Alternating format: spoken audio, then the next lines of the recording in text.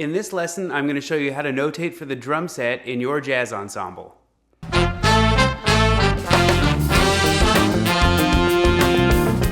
My name's Elliot Deutsch, a professional composer and arranger from the Los Angeles area. In this lesson, we're going to talk about notation for the drum set. I'm going to split it into 3 parts. The first one is going to be a little bit about the history of the drum set and notation in general. The second part is going to be specifics about where to put each drum on the staff. And the third part is going to be best practices for how to make your drummer or any drummer play your part flawlessly the very first time. Before we get into the specifics, why don't you hit subscribe? It helps me a lot, and it's free. I'm a shill for Google. All right, here we go. So drum set as we know it started in the early 20th century with drummers like Chick Webb and other drummers from that time period. If you've seen pictures of it, they took a concert bass drum that like you'd have in an orchestra and a bunch of wood blocks and a concert snare drum and a suspended cymbal or two, and that was really the birth of the drum set. It was kind of a one-man band approach to the percussion section. So if you think about that, drum set notation as we know it is, about 100 years old at the oldest. So if you're learning about how to notate for drum set by looking at pieces that were written in the 1950s, like that's really a long time ago when you're looking at the grand scheme of how drum set parts are written. So the notation, especially on the drum set part, is quite out of date. And also, good drummers are used to reading really crummy notation. In general, think of the drum parts as more of a guide than a specific score of what they're going to play. Before we go much further, we should go over the standards. Now, I know that if you've looked at a bunch of parts, sometimes you don't see it quite like this, but these are kind of the accepted spots on the staff where each of these drums and cymbals are written. So drum set is written with a percussion clef because none of the notes that you're going to see written down actually have pitch. Snare drum doesn't have a pitch. Some cymbals have some pitch, but we generally think of them as pitchless. So in order to talk about where they go, we refer to the different lines and spaces by their treble clef names. And that's pretty standard when talking about drum set music. So if we're going to talk about the cymbals generally are notated with an X drum head. On the G space right on top of the staff is hi-hat. The F right below is ride cymbal. The A is a crash. Now, I've talked to drummers about this, and while they agree that that's the standard, they're so used to seeing parts written inconsistently that they will make assumptions about what they think the composer might have meant at that time. So the best practice really is use the correct, line or space for your notes, but then also put a little word on top of the staff, like hi-hat. Then they won't assume that you just thought that it could be hi-hat or ride or whatever. Just write what it is and they'll do it. Also, another side note, Sibelius doesn't play them back properly.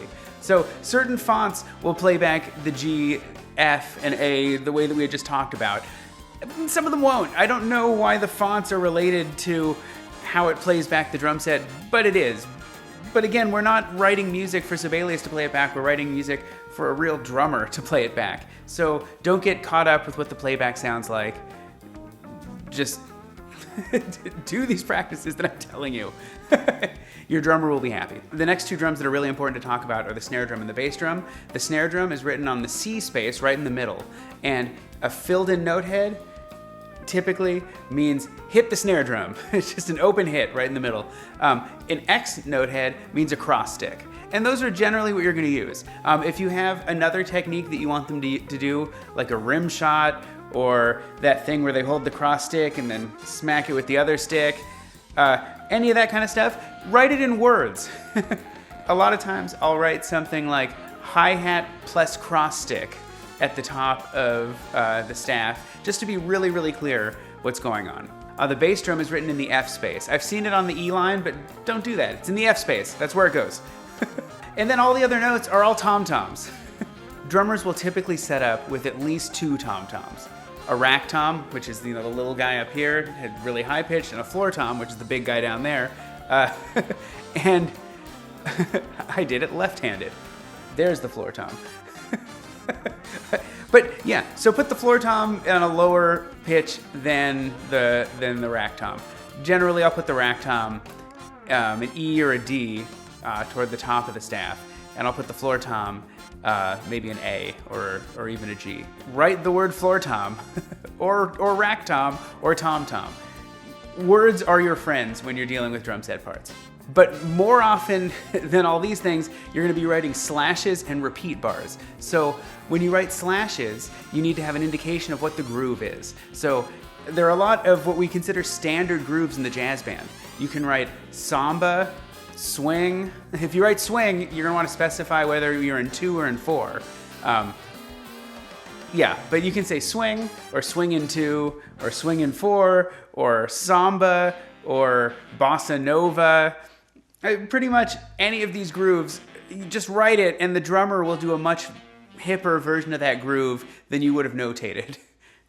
Always. Drummers know more than you, composers, when it comes to their instrument. That's just kind of the way it is. And also, if you notate a specific groove throughout, the drummer might try to actually play it that way, and you would never actually want that. So you're more often going to be served better by putting slashes with some indication of what style it is. So you'll put slashes on the first bar, slashes, then you put a bunch of repeat bars after it. And if you haven't seen that symbol before, it literally means if there's a repeat bar here, it means repeat whatever's in the measure before it. So a typical drum part will have slashes, then maybe 7 repeat bars on one particular stave in one system of their part. The other thing you see quite frequently are cues for what the band's doing, and there are 2 different ways to write it, and they actually mean something different, so they're not interchangeable. You just have to choose which style you need to use at that given moment. The first one are rhythm slashes. So when you write rhythm slashes, you write a bunch of you write notes right on the B line, right in the middle of the staff, and you use slash notation but with stems on them. If you have a figure that's so important that you want the drummer to hit that figure as opposed to continuing to play the groove, you use rhythm slashes. The other thing you can do is slash notation but with hits above it. And in that case, what you do is you put the hits right above the slashes, written with regular note heads, right in the G space on the top. When you do this, it's good practice generally to write an indication of what they're cueing. The drummer doesn't need to see the full melody of what's going on, but when there are particular hits that you think the drummer might want to punctuate with the band, you put them on top and give them an indication, like trombone or trumpet or saxophone or whatever it is that's making those rhythms. I like to use TPT for trumpet or TBN for trombone or SAX for sax section. But use the regular size font. Whatever the default font that Sibelius uses is fine. Don't shrink it down because the drummer still has to read it while they're reading. So making them smaller, it does you a disservice. So when I was preparing to record this video, I actually consulted is a fancy word for had a phone call, with Greg Sadler, who plays drum set in Pandemonium Big Band and is, one of the more exciting drummers in LA.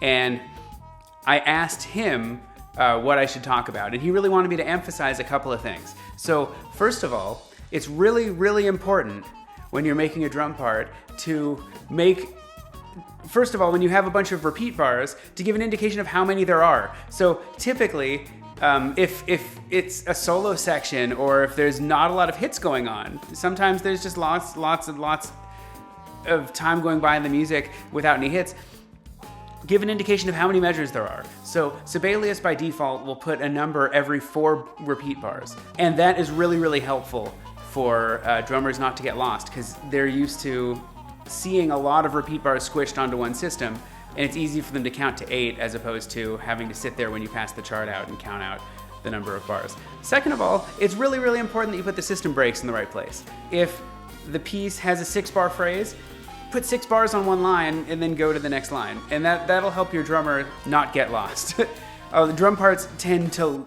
not have a lot of written information in them. So making the form as clear as possible at a glance is going to be very, very important. Another tip from Greg. He said, and we've already been talking about it, write indications in words. Being overly complicated and notey is going to make the song groove less if the drummer has to really concentrate on hitting this complicated rhythm. Or if you just wrote jazz samba or whatever it is, and then it would be a lot easier. And a lot of times giving reference to something that you can expect most good drummers to know about is a good way to go about it. A lot of times I will write the name of a famous drummer that's famous for doing the thing. If I want a really tom-tommy fill with a lot of space in it, I'll write Phil Collins at the top of it. Like, they know what that is. If I want that ruckus groove, I'll write Nutville. So giving them a reference is really, really helpful. Something like loose second line feel. Like, you know what that means right away. You don't need to write out a bunch of stuff.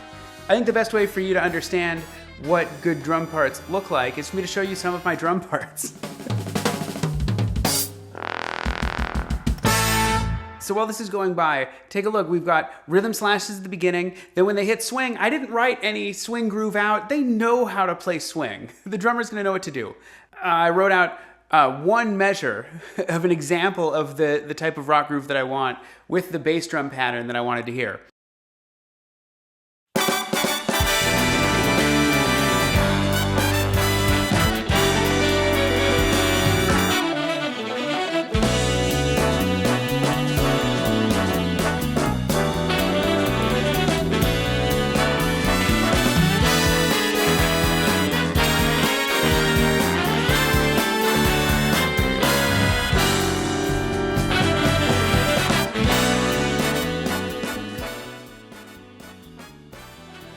Notice on Ginger Lily that it switches between grooves, between Latin and swing, but I didn't actually write either of those grooves out. So there's not really much going on in the part, except that the piece itself has awkward length phrases, 6 bars, 5 bars, etc. So the part makes that very easy to see.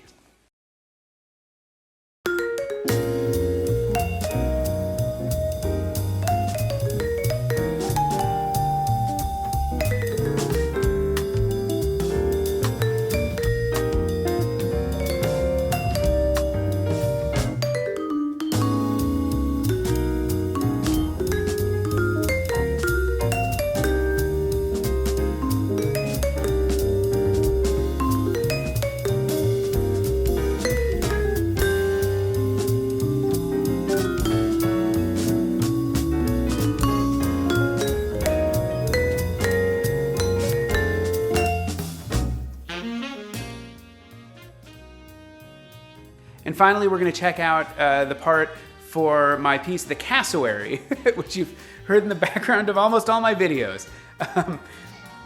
And this one, I wrote out the groove as a 2-bar groove, and I wrote it out at the beginning, and then I wrote it out again at the beginning of the A section, and then never again.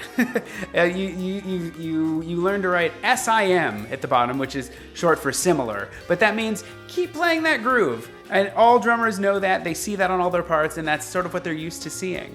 So really getting the most out of the least that you can write is the name of the game when writing drum set parts. Check it out.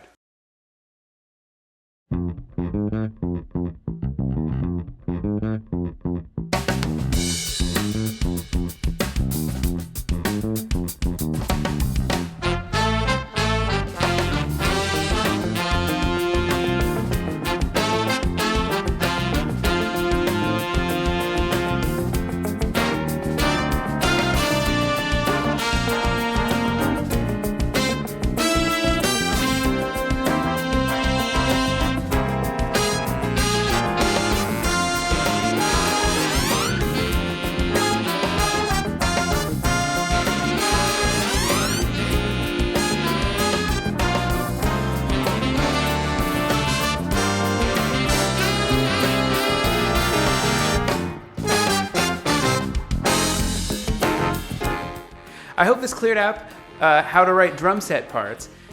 That was a long one.